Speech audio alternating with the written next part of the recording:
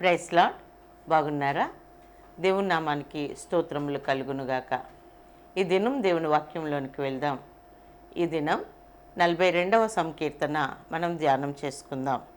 మనము మరి కీర్తనలు అనగానే ఎన్ని అధ్యాయులు ఉంటాయి, ఎవడు ఎక్కువ రాశారు అని ఆలోచన చేస్తే దావీదు మహారాజు ఎక్కువగా మరి ఈ యొక్క 150 మరి సంకీర్తనల్లో ఎక్కువ భాగం దావీదు రాశారు. అందుకే మనము సర్వసాధారణంగా దావీదు కీర్తనలు అని అంటూ ఉంటాం. అయితే కీర్తనలు 5 భాగాలుగా విభాగించబడినాయి. అందులో మొదటి స్కందం, ప్రథమ స్కందం, ద్వితీయ స్కందం, తృతీయ స్కందం, చతుర్థ స్కందం, పంచమ స్కందం అని 5 భాగాలుగా లేకపోతే బుక్స్గా విభాగించబడ్డాయి. అవి మరి 1 నుండి 41 వరకు ఫస్ట్ బుక్ అయితే, 42 నుండి 72 వరకు సెకండ్ బుక్ అన్నమాట.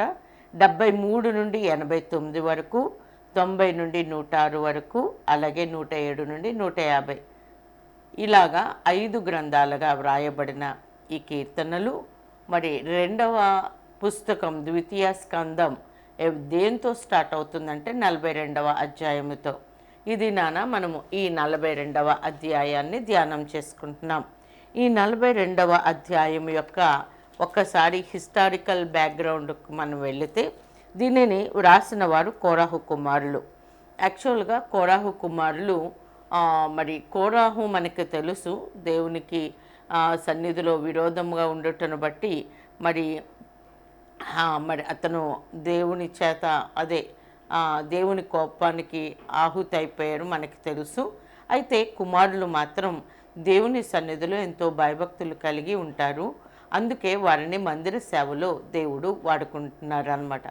అయితే కొంతమంది కోరాహు కుమారులు గుమ్మము దగ్గర సేవ చేసేవాడిగా ఉంటే, మరి కొందరు మరి స్తుతి ఆరాధన చేసే ఆరాధికులుగా ఉంటూ ఉన్నారు. అయితే వారు దేవుడు మరి తన తండ్రి చేసిన తప్పిదానికి వారిని మరి వారి మీద ఏ శిక్షావిధి ఉంచకుండా ఏ శిక్షావిధికి అప్పచెప్పనందుకు ఎంతో కృతజ్ఞతగా వారి జీవితకాలం అంతా కూడా మందిరంలో సేవ చేసేవారిగా ఉన్నారు. అంతేకాకుండా వారు మందిర సేవ చేయడమే కాకుండా దావీదునకు తోడుగా ఉండి దావీదు యొక్క మరి ప్రధానమైన యోధులలో కుడి చేత ఎడమ చేత మరి బాణము వేయగలవారు లేకపోతే కత్తి తిప్పగలవారుగా ఈ కోరాహు కుమారులు ఉన్నారు. మరి మనం బ్యాక్గ్రౌండ్ హిస్టరీ అంతా కూడా గమనించినట్లయితే, అయితే ఈ ఆరాధన చేసే ఈ ఆరాధకులే మరి గొప్ప యోధులుగా కుడి ఎడమ చేతులతో యుద్ధ నైపుణ్యము కలిగిన వ్యక్తులుగా ఉన్న ఈ కోరాహు కుమారులు దావీదు మరి అరణ్య ప్రయాణం చేస్తున్న టైంలో దావీదుతో కూడా దావీదును అనుసరించారు. ఏ సందర్భం అది అనంటే, తన కుమారుడైన అబ్షలోము రాజుగా ఉండాలని తాను ప్రకటించుకున్నప్పుడు మరి దావీదు తన కుమారుని మీద ప్రేమ చేత కుమారుని ఏమీ చేయలేక కుమారుని దగ్గర నుండి మరి దావీదు వేరయ్యి ఆ అరణ్యంలో ఉండడానికి వెళ్ళిపోతాడు. యాక్చువల్గా దావీదు మరి గొప్ప పరాక్రమశాలి. యుద్ధం గనక ఒకవేళ కుమారునితో జరిగిస్తే దావీదుతో ఉన్న పరాక్రమశాలులు ఎదుట అబ్షలోము నిలవలేడు, చనిపోతాడు. తన కుమారుడు చనిపోకూడదని దావీదు మరి ఆ పట్టణమును విడిచిపెట్టి అరణ్యంకు వెళితే, దావీదుతో పాటు ఈ కోరహు కుమారులు అంటే చాలామంది అనుసరించారు యుద్ధ వీరుడు. వారితో ఈ కోరహు కుమారులు కూడా ఉన్నారు.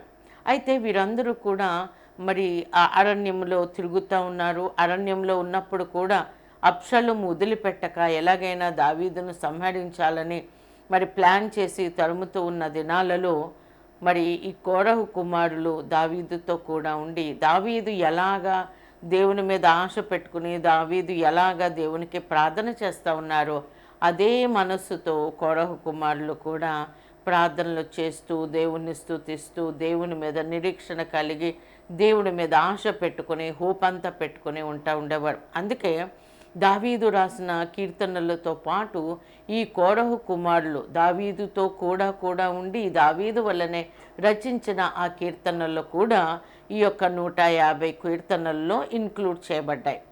అయితే వారి బాధ ఏంటి అనంటే 2 రకాలుగా ఉంది వారి బాధ. ఒక రకంగా చూసినట్లయితే అంటే అదే ప్రధానమైనది వీరు ఎంచుకుంటా ఉన్నారు. మొదటి 2 వచనాలలో మనము చూసింది ఏంటి అనంటే, దుప్పి నీటి వాగుల కొరకు ఆశపడినట్లు దేవా నీ కొరకు నా ప్రాణము ఆశపడుచున్నది, నా ప్రాణము దేవుని కొరకు తృష్ణగొనుచున్నది, జీవము గల దేవుని కొరకు తృష్ణగొనుచున్నది. ఆయన సన్నిధికి నేనెప్పుడు వచ్చేదను, ఆయన సన్నిధిని నేనెప్పుడు కనబడదను. మరి కోరహు కుమారుల యొక్క మెయిన్ బాధ ఏంటి అనంటే, ప్రధానమైన బాధ ఏంటంటే, అరణ్యంలో ఉన్నాము, ఆహారం సరిగ్గా లేదు, భోజన వసతి అంత చక్కగా రాజుగారి ప్యాలెస్లో మరి భోజన బల్లలో కూర్చుండేవారు వీళ్ళంతా కూడా. అయితే రాజుగారు తినే భోజన పదార్థాలు సకలమైన మరి రకరకాల పోషకమైన ఆహారాలు తినేవారు, ఆహారం లేదు సరి అయింది.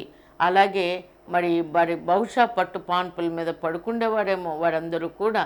అలాంటిది అరణ్యంలో సరైన సదుపాయాలు లేక వారు ఎక్కడ పడుకుంటున్నారో వారికే తెలియని స్థితిలో రోజుకొక చోట గడుపుతూ ఉన్నారు. మరి అంతేకాదు ప్రొటెక్షన్ లేదు. అలాంటి ఫిజికల్గా బాధలు పడుతూ ఉన్నారు. అవి పెద్దగా ఎంచుకోవట్లేదు, అవి కూడా వీరిని బాధిస్తున్నాయి. అంతేకాదు ఇంకా మరి చూస్తూ ఉంటే కొంతమంది వీరి మీదకి మాట్లాడుతూ ఉన్నారు. షిమి అయితే చీచీ కుక్క అని కూడా గతంలో ఒకసారి అంటూ ఉన్నాడు. ఏంటి దావీదును చాలా తృణీకరించి మాట్లాడాడు. అట్లానే చూసిన వాళ్ళందరూ కూడా ఏంటి ఇంత భక్తి చేస్తావు కదా, ఇంత దేవుడంటే భయభక్తులు కలిగి ఎన్నో కీర్తనలు రాసి ఎంతో దేవుడంటే మరి స్తుతి గానాలు మరి దేవుని స్తుతిస్తూ గానాలు చేస్తూ ఉండే ఈ యొక్క దావీదైనా ఈ కోరహు కుమారులేనా ఏమైపోయాడు మీ దేవుడు? ఇప్పుడు ఎంత ఆరాధన చేసేవారు కదా, ఎంత భక్తి చేసేవారు కదా అన్నవాళ్ళు కొంతమంది. వాళ్ళ మాటలు ఎలాగున్నాయంటే ప్రాణాన్ని కృంగదీస్తూ ఉన్నాయి. వారి మాటలు ఎలా ఉన్నాయంటే వారి యొక్క మరి ప్రాణము ఎలాగైపోయిందంటే సొమ్మసిల్లిపోయి ఇంకా అసలు ఇంకా మనం చూసినట్లయితే మరి ప్రవాహ జలముల వలె చూడండి, అలలన్నీ నీ తరంగములన్నీ నా మీదుగా పొర్లి పారి ఉన్నవి. అంటే వాళ్ళు అంటున్న మాటలు, వింటున్న నిందలు ఎలా ఉన్నాయి అనంటే చాలా హృదయాన్ని గాయపరిచేదిగా, ప్రాణానికి సొమ్మసిల్లిపోయేటట్లుగా, లేదా ఇంకా అసలు చనిపోతే బెటరు అన్నట్లుగా, మరి మరణానికి చేరువలోనికి వెళ్ళిపోయేటట్లుగా కృంగదీస్తూ ఉన్నాయి వారి మాటలు. మరి ఫిజికల్గా ఆహారం లేదు, వసతులు లేవు. అలాగే మరి చూసేవాళ్ళు మీ దేవుడేమయ్యాడు అని అంటూ ఉన్నారు. వాళ్ళు అంటున్న మాటలు, నిందలు, మరి కొంచెం సదుపాయాలు లేని చోట్ల వీళ్ళు నడుస్తూ ఉన్నప్పుడు ప్రమాదకరమైన పరిస్థితులు, అరణ్యంలో తిరుగుతూ ఉన్నప్పుడు అడవి మృగముల వలన కూడా మరి ప్రాణాపాయ పరిస్థితులు ఇవన్నీ బాధిస్తూ ఉన్నాయి. ఇవన్నీ బాధిస్తూ ఉన్నప్పటికీ కూడా అన్నింటికన్నా ఎక్కువ బాధపరిచింది కోరహు కుమారుని ఏంటంటే దేవుని సన్నిధిని కోల్పోవడం. వాళ్ళు ఏమంటున్నారంటే అరణ్యంలో అలాగ చూస్తూ ఉన్నారు, చాలా కాలం అయిపోయింది, దేవుని సన్నిధిలో నిత్యము గడిపేవారు, నిత్యము దివారాత్రాలు స్తుతి గానాలు చేసే ఈ కోరహు కుమారులు గుమ్మము దగ్గర, దేవుని గుమ్మము దగ్గర కాపలా కాసే కోరహు కుమారులు ఆదివారం ఒక్కటే కాదండి, వాళ్ళు మందిర సేవ డైలీ చేసేవారు, దివారాత్రము జరిగించేవారు. అలాంటి దివారాత్రము దేవుని సన్నిధిలో ఉండి దేవుని స్తుతిస్తూ దేవుణ్ణి ఆరాధిస్తూ ఉండేవారు ఇప్పుడు మందిరంకే వెళ్ళలేక మందిరంకు చాలా దూరంగా అరణ్యములో బాధలు పడుతూ ఉన్న వారికి ఏంటి బాగా బాధించిందంటే దేవుని సన్నిధికి దూరం అయిపోయామని. అందుకే వాళ్ళు ఏమంటున్నారంటే, వాళ్ళు అరణ్యంలో ఉన్నారు కదా, ఆ నీటి ప్రవాహాల దగ్గర దుప్పిలు వచ్చి వాటర్ తాగుతూ ఉంటాయి. దుప్పి నీటి వాగుల కొరకు ఆశపడినట్లుగా దేవా నా ప్రాణము నీ కొరకు, నీ సన్నిధి కొరకు తృష్ణ గునుచున్నది అని ఎలాగ అనగలిగారంటే ఆ ప్రవాహాలు సెలయేళ్ళు ఎక్కడ ఉంటే అక్కడికి వాటర్ తాగడానికి దుప్పులు వస్తాయి. దుప్పి మాంసం చాలా బాగుంటుంది. అందుకని చెప్పి ఈ యొక్క పులులు, సింహాలు వేటాడడానికి ఆ సెలయేరు దగ్గరికి పొంచి ఉంటాయి. ఎందుకంటే ఆ సెలయేరులు వాటర్ తాగడానికి దుప్పులు వస్తాయి. దుప్పులకేమో నీరంటే ఇష్టం, ఈ పులికేమో దుప్పి మాంసం అంటే ఇష్టం. ఈ దుప్పికి వాటర్ తాగుతూ ఉన్నప్పుడు అమ్మో ఈ వాటర్ తాగుతున్న సందులో ఖచ్చితంగా పులి వచ్చి నన్ను తినేస్తుందని తెలుసు దానికి. అయినప్పటికీ కూడా ఆ దుప్పికి వాటర్ అంటే ఎంత ఇష్టం అంటే అది ఆ వాటరు ఆ పులొచ్చి నన్ను తినేసే లోపల నేను వాటర్ తాగేయాలి, సందు దొరికితే చాలు నేను వాటర్ తాగేయాలని దుప్పి చాలా ఆశతో వాటర్ తాగుతూ ఉంటుంది. ఆ పులి పొంచి ఉన్న పులి ఒక్కసారిగా వస్తూ ఉంటే మళ్ళీ టప్మని పారిపోతుంది, కానీ మళ్ళీ వస్తుంది, మళ్ళీ వాటర్ తాగుతుంది. దానికి వాటర్ అంటే అంత ఇష్టం. తన ప్రాణాలకి తెగించి వాటర్ తాగుతుంది. ఈ కొరవ కుమారులు ఏమంటున్నారంటే దుప్పి ఏ రీతిగా అయితే నీటి వాగుల కొరకు ఆశపడుతూ ఉంటుందో, నీటి వాగు కొరకు ఆశపడుతూ ఉంటుందో, అలాగే దేవా నీ కొరకు నా ప్రాణం ఆశపడుచున్నది, నా ప్రాణము దేవుని కొరకు తృష్ణగొనుచున్నది, జీవము గల దేవుని కొరకు తృష్ణగొనుచున్నది. దేవుని సన్నిధికి నేను ఎప్పుడు వచ్చేదను, ఆయన సన్నిధిని నేను ఎప్పుడు కనపడేదను. నిజంగా ఈ కోరహు కుమారులు ఎంత ఆశ కలిగి ఉన్నారంటే నేనెప్పుడు దేవుని సన్నిధికి వెళ్తాను. ఆశ, దేవుని సన్నిధిలో ఉండే సంతోషం, దేవుని సన్నిధిలో ఉండే సమాధానము, దేవుని సన్నిధిలో ఉండే ఆ యొక్క ప్రసన్నత అనుభవించిన వారు దేవుని సన్నిధికి దూరం అవ్వలేరు. దేవుని సన్నిధికి దూరం అయితే ఇలాగే బాధపడతారు.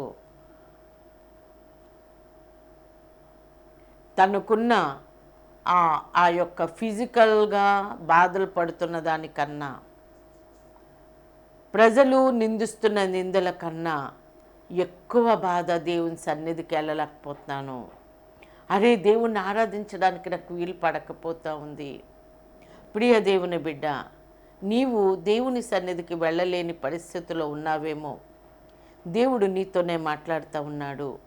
ఏంటి అని అంటే నీవు కూడా ఇలాగే కోరహు కుమారుల వలె బెడ్ రీడన్ అయిపోయి అరే దేవుని సన్నిధికి నేను ఎప్పుడు వెళ్తాను అని నువ్వు కూడా ఆశపడతా ఉన్నావేమో. నీతోనే దేవుడు మాట్లాడుతూ ఉన్నాడు. నీ ఇంటి పరిస్థితులు బాగోలేక నువ్వు బయటకు అడుగు పెట్టడానికి అవకాశం లేక, మరి మేబీ సాంప్రదాయ సిద్ధంలో లేకపోతే మీ ఇంటిలో ఉన్న మరి పద్ధతుల వలనో నువ్వు దేవుని సన్నిధికి వెళ్ళలేకపోతూ ఉన్నావేమో. నువ్వు దుప్పి నీటి వాగుల కొరకు ఆశపడినట్లుగా కోరహు కుమారులు ఎలాగ ఆశపడుతూ ఉన్నారో నువ్వు కూడా అలాగే ఆశపడుతూ ఉన్నావేమో.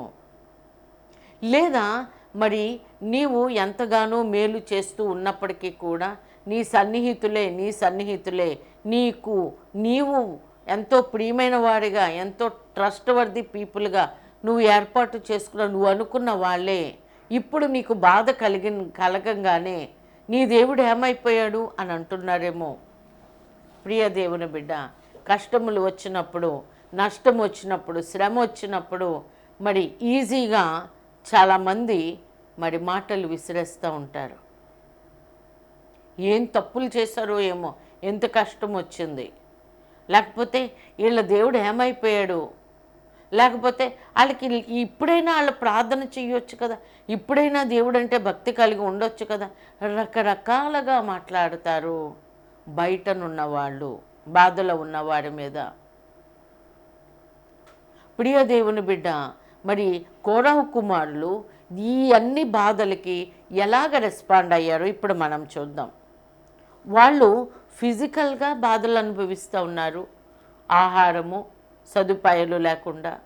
అలాగే మరి మనుషుల మాటల వలన బాధించబడతా ఉన్నారు, దేవుని సన్నిధికి దూరం అయ్యారని బాధపడతా ఉన్నారు. ఈ అన్ని బాధల్లోనూ వాళ్ళ పరిస్థితి ఎలా ఉందంటే కృంగిపోయి మరణం నాకు చేరువుగా అయిపోయినంతగా బాధను అనుభవిస్తూ ఉన్నారు. వాళ్ళు ఆ కోరహు కుమారులు ఎలా రెస్పాండ్ అయ్యారో మనం ఒకసారి చూద్దాం. ఎలా రెస్పాండ్ అయ్యారంటే మొదటగా మొదటగా ఏమంటున్నారు, వారి యొక్క సోల్తో వాళ్ళు మాట్లాడుకుంటూ ఉన్నారు. నా ప్రాణమా, ఇదిగో నువ్వు, నా మనసా, నా ప్రాణమా, నువ్వు ఏమాత్రం దిగులు పడొద్దు, ఏమాత్రం కృంగిపోవద్దు. ఎందుకు కృంగిపోతున్నావు, ఎందుకు నీవు మరి నీలో నీవే బాధపడిపోతూ ఉన్నావు, మరి చాలా దీనస్థితిలోకి అంటే డిప్రెషన్లోకి వెళ్ళిపోతూ ఉన్నావు, ఎందుకు నా ప్రాణమా. చూడండి ఆ మాట మనం చూద్దాం. 6వ వచనములో మనము చూస్తే, నా దేవ నా ప్రాణము నాలో కృంగి ఉన్నది అని చెప్పి అంటూ 5వ వచనం చూద్దాం. నా ప్రాణమా నీవు ఏల కృంగి ఉన్నావు, నాలో నీవేళ తొందరపడుచున్నావు. దేవుని యందు నిరీక్షణ ఉంచుము, ఆయనే నా రక్షణకర్త అనియు నా దేవుడనియు చెప్పుకొనుచు ఇంకను నేను ఆయనను స్తుతించదను. దేవునికి స్తోత్రం, హల్లెలూయా. దావీదు ఏమంటున్నాడంటే, ఇదిగో నాలో నువ్వేళ కృంగిపోతా ఉన్నావు. దావీదు కాదు, కోరహు కుమారులు. కోరహు కుమారులు దావీదు ఒకే చోటు ఉన్నారండి, ఒకే పరిస్థితిలో ఉన్నారు. వాడి హృదయం ఒకేలాగా ఉన్నది. ఒక్కొక్కసారి దావీదు అని అన్నప్పుడు మరి దావీదు యొక్క మనసు ఎలాగుందో కోరహు కుమారులు కూడా అలాగే ఉన్నది. Praise the Lord, hallelujah. So కోరహు కుమారులు ఏమంటున్నారంటే, వాళ్ళ ప్రాణముతో వాళ్ళ మనసుతో చెప్పుకుంటా ఉన్నారు. ఏమని, ఇదిగో నా మనసా నువ్వు కృంగిపోవద్దు.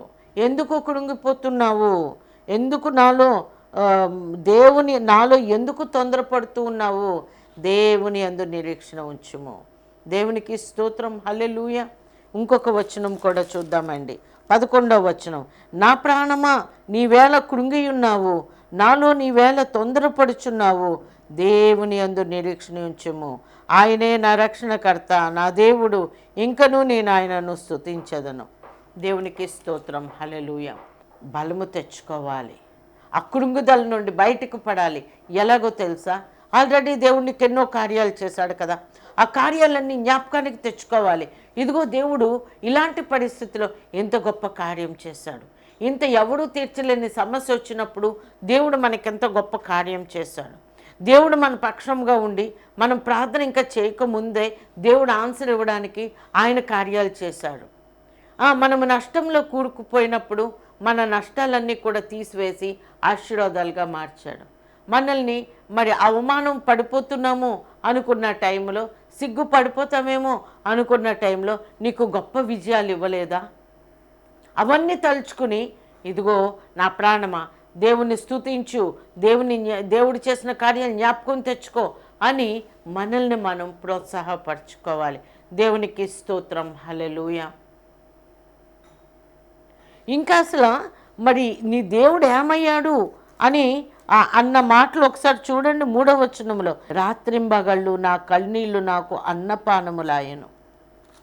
ఇంకొక చోట కూడా చూద్దాం, ఇదే అధ్యాయములో దావీదు కోరహు కుమారులు ఎంత బాధపడుతూ ఉన్నారు. 9వ వచనం, కావున నీవేళ నన్ను మరిచి ఉన్నావు, శత్రు బాధ చేత నేను దుఃఖాక్రాంతుడనే సంచరించవలసిన వచ్చినదేమి అని నా ఆశ్రయదుర్గమైన నా దేవునితో నేను మనవి చేయుచున్నాను. ఇంకా అసలు నిద్రే లేదు, వేదనతో కన్నీటితో రాత్రంతా కూడా ఆ యొక్క ఎవరికి తెలియకుండా కుమిలి ఏడ్చిన పరిస్థితులు ఒకవేళ నువ్వు ఉన్నావేమో, దేవుడు నీతోనే మాట్లాడుతున్నాడు. ఏంటంటే, నీకు శ్రమ కలిగినప్పుడు, ఆపద కలిగినప్పుడు, ఆపత్కాలములో సమీపంగా ఉండే దేవుడు, విడిగి నలిగిన హృదయముతో నీ బాధలో నువ్వు ప్రార్థన చేసినప్పుడు నీకు సమీపంగా ఉండే దేవుడు మన దేవుడు. నిన్ను విడువను ఎడబాయనని చెప్పిన దేవుడు. ఆయన నిత్యము మన ఎడల నూతనముగా వాత్సల్యత కలుగు చేసుకునే దేవుడు. ఆయన కృప నిత్యము మనకు తోడుగా ఉండే దేవుడు.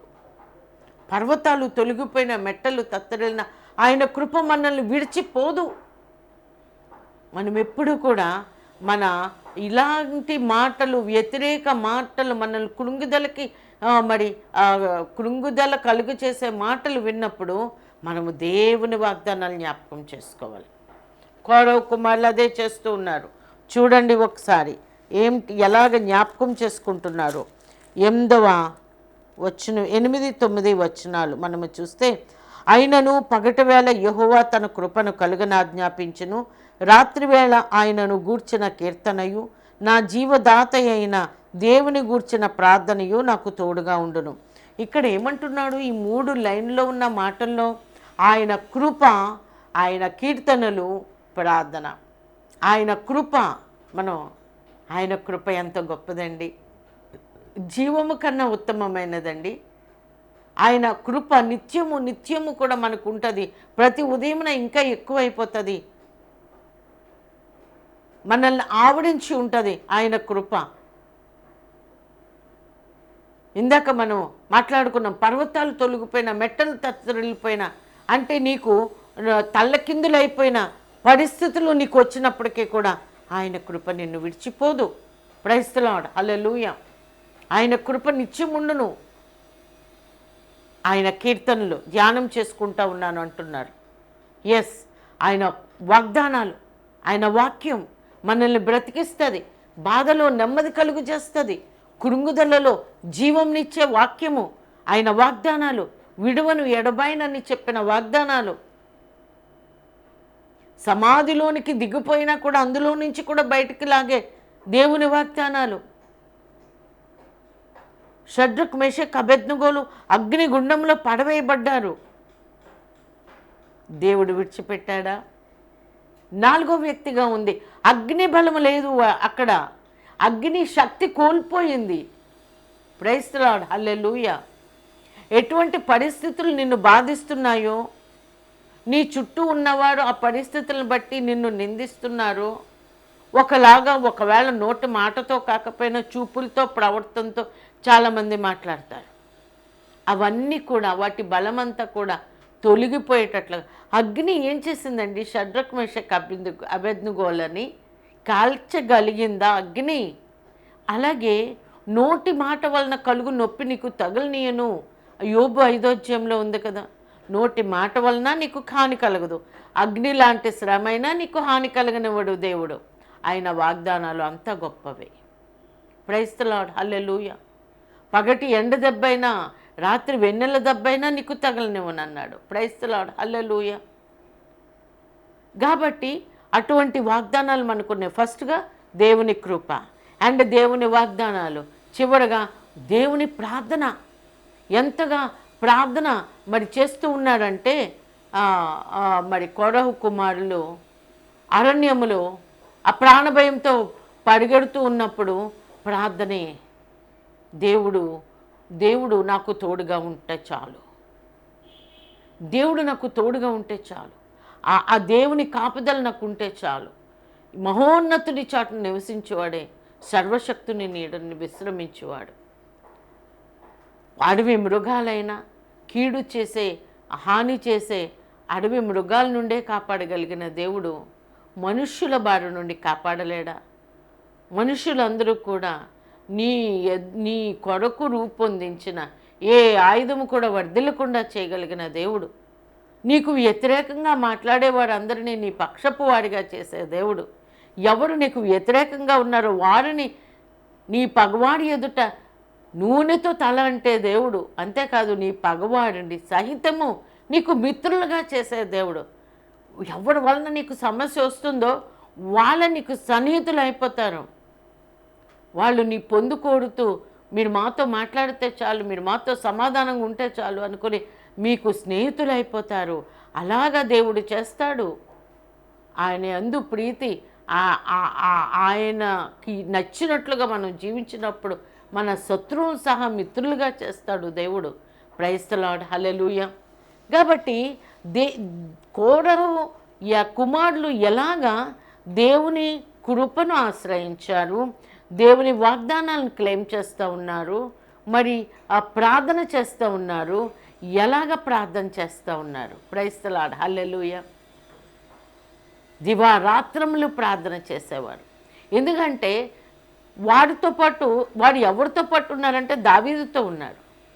గత వారంలో మనం మాట్లాడుకున్నాం, నేను దీనుడను దరిద్రుడను అని చెప్పి దావీదు తన్ను తాను తగ్గించుకుని ప్రార్థన చేస్తే వెంటనే దేవుడు జవాబులు ఇచ్చేవాడు. అటువంటి ప్రార్థనా పరుతోనే ఈ కోరహు కుమారులు ఉన్నారు. వీరు కూడా దివారాత్రములు ప్రార్థన చేస్తూనే ఉన్నారు. చూడండి 9వ వచనములో ఇంకా ఏమున్నదంటే ఎలా ప్రార్థన చేస్తున్నారు. కావున నీవేళ నన్ను మరిచి ఉన్నావు, శత్రు బాధ చేత నేను దుఃఖాక్రాంతుడనై సంచరించవలసి వచ్చినదేమి, నా ఆశ్రయదుర్గమైన నా దేవునితో నేను మనవి చేయుచున్నాడు. నిజంగా ఏమంటున్నారంటే, దేవా నీవే నా దిక్కు, నువ్వెందుకు మర్చిపోయావు, నువ్వు మర్చిపోవ వలన మేము ఎంత బాధలు పడుతున్నామా? అలా కాదు ప్రభువా, నువ్వు మాకు తోడుగా ఉన్నావు, మాకు తెలుసు. మా ప్రార్థన ఆలకించే దేవుడు మాకు తెలుసు. నీవే మా దుర్గము, నీవే మా కొండ, నీవే మా ఆశ్రయము, ప్రార్థన ఆలకించే దేవుడువు. కాబట్టి చూడండి చివరిలో 11వ వచనం చివరి మాట, దేవుని యందు నిరీక్షణ ఉంచుము, ఆయనే నా రక్షణకర్త, నా దేవుడు, ఇంకనూ నేను ఆయనను స్తుతించదను. ఎందుకంటున్నాడు ఈ మాట? ఖచ్చితంగా దేవుడు కార్యం చేస్తాడు. ఖచ్చితంగా దేవుడు నా ప్రార్థన ఆలకిస్తాడు. నేను ఏ పరిస్థితుల్లో కృంగిపోయి ఉన్నానో ఆ కృంగుదల పరిస్థితులన్నీ కూడా విజయాలుగా మార్చేస్తాడు. ఉత్సహించే పరిస్థితులుగా మార్చేస్తాడు. నా కన్నీటిని ఆనంద బాష్పాలుగా మారుస్తాడు. ఆ నిరీక్షణ నీవు కూడా కలిగి ఉండాలి. నీ కన్నీటిని మరి దేవుడు బాష్ప బిందువులుగా ఆనంద బాష్పాలుగా మార్చే దేవుడు. నీ గోనెపట్టను స్తుతి వస్త్రముగా మార్చే దేవుడు. నీ అంగలార్పును నాట్యముగా మార్చే దేవుడు. అటువంటి దేవుణ్ణి మనం కలిగి ఉన్నాం. నా ప్రాణమా నువ్వేళ కృంగి ఉన్నావు, నా ప్రాణమా నీవేళ కృంగి ఉన్నావు, నువ్వేళ తొందరపడుతున్నావు, దేవుని యందు నిరీక్షణ ఉంచుము. నీ దుఃఖము సంతోషముగా చేసే దేవుడు, నీ కన్నీటిని నీ అంగలార్పును నాట్యముగా మార్చే దేవుడు, నీ గోనెపట్టను స్తుతి వస్త్రముగా మార్చే దేవుడు. అటువంటి గొప్ప దేవుడు మనకున్నాడు. కాబట్టి ఎందుకు ఆలస్యం, ఎందుకు కృంగుదల, ఎందుకు కన్నీరు? ఇకను కన్నీరు విడిచట మానుము, ఇకను దుఃఖించట మానుము, ఇకను ఆ డిప్రెషన్లో ఉండట మానుకొనుము. గొప్ప దేవుడు, సర్వశక్తుడైన దేవుడు మనకున్నాడు.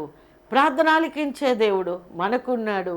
కన్నీటిని ఆనంద బాష్పాలుగా మార్చే దేవుడు మనకున్నాడు.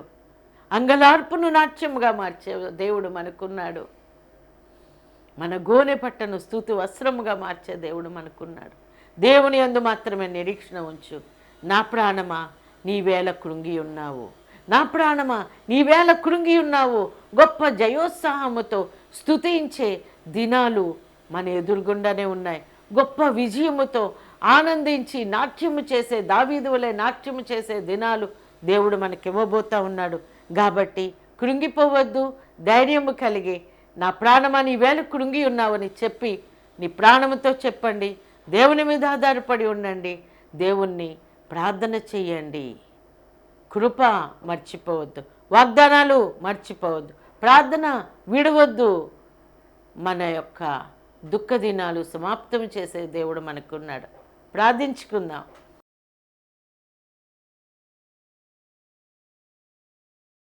ప్రియ పరలోకమందున మా తండ్రి, నీకు వేలాది స్తుతులు స్తోత్రములు తండ్రి. ప్రభా, కోరహు కుమారులు ప్రభా నీ సన్నిధికి దూరమయ్యారని ఎంతో బాధతో దుప్పి నీటి వాగుల కొరకు ఆశపడినట్లుగా మేము నీ కొరకు ఆశపడుతున్నాం. నీ సన్నిధి కొరకని ప్రభా అంగలార్చినప్పుడు, ప్రార్థించినప్పుడు వాడి ప్రార్థన ఆలకించావు తండ్రి. అలాగే నీ దేవుడు ఏమయ్యాడు అని చెప్పి వారు ఇరుకులో ఉన్నప్పుడు, కృంగిపోయే పరిస్థితిలో ఉన్నప్పుడు ప్రభా వారిని ఎన్నో మాటలు నిందిస్తూ ఉన్నారు. కానీ ప్రభా వారిని ఆ కన్నీటిని ప్రభా ఆనంద బాష్పాలుగా మార్చావు. వారి యొక్క అంగలార్పును నాట్యముగా మార్చావు.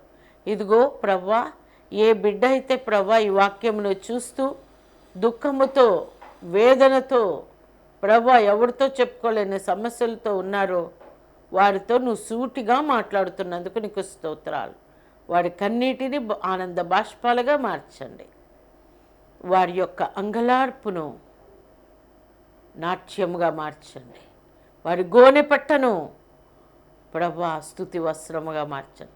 ఇప్పుడే నీ గొప్ప కార్యము జరిగించి వారి దుఃఖ దినాలు సమాప్తము చేసి ఒక గొప్ప విజయోత్సాహంతో నీ కుమార్తెలను నీ కుమారులను నింపమని నజరేయుడైన శక్తి కలిగిన యేసయ్య అతి పరిశుద్ధమైన నామంలో ఈ ప్రార్థన అడిగి వేడుకుంటున్నాము తండ్రి.